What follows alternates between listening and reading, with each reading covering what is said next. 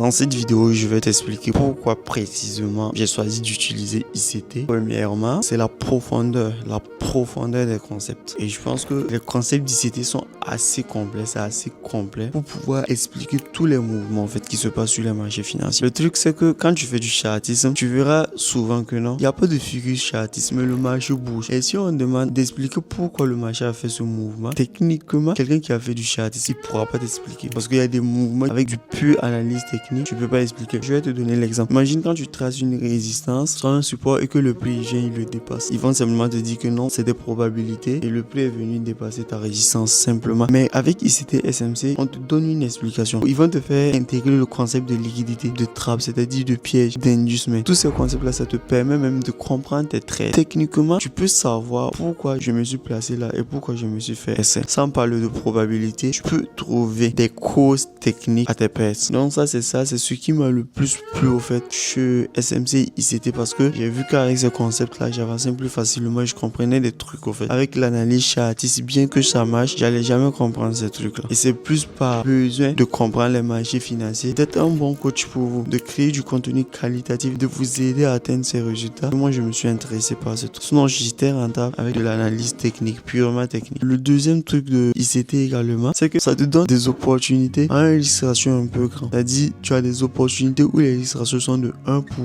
20, 1 pour 10, 1 pour 15, des risques ratios énormes. Et ça, c'est bon. Bon, moi, je souligne un peu les pour et les contre. J'espère que tu comprendras. Le truc que tu dois savoir, c'est que quand tu fais du ICT, quand tu fais du SMC, vu que tu as des stop loss qui sont un peu serrés, tu auras plus de trades pertes. Les trades qui vont passer sont des trades qui vont t'amener gros. Sont des trades où tu vas mettre $50, tu vas sortir avec $500. Sont des trades où tu vas mettre $25, tu vas sortir avec $250. Le peu de trades, au fait, qui vont passer sont des trades qui potentiellement vont te générer des revenus incroyables. Et ça également, ça reste un point très important. L'ICT SMC, comme l'analyse technique, je vais un peu donner une conséquence.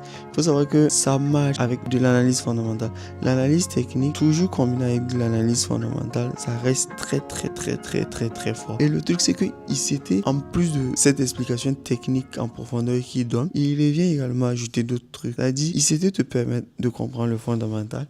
Et je sais que sur ça, beaucoup de personnes vont me dire que non, Jean-Marie, tu exagères, tu étais fanatique de ICT et de SMC. Mais ICT et SMC te permettent de comprendre le fondamental. Parce que les concepts de manipulation, c'est quoi? Les concepts de manipulation vont te permettre même de comprendre la cyclicité. C'est-à-dire, quand tu vas prendre des trucs comme le BTC, imagine quelqu'un qui veut devenir investisseur, il doit comprendre quoi? Il doit comprendre un peu la psychologie des investisseurs et la psychologie de la masse du tout pour pouvoir se positionner au niveau de ceux qui gagnent et pour pouvoir gagner également. Et ça, SMC te le permet. Parce que les concepts de liquidité, c'est ça. Les concepts de liquidité, c'est quoi? C'est expliquer la psychologie des traders. C'est expliquer comment la majorité des traders pensent. C'est expliquer comment les traders trade, c'est expliquer ces trucs-là. Et quand tu parles de la psychologie de la masse, pourquoi tu apprends de la psychologie de la masse?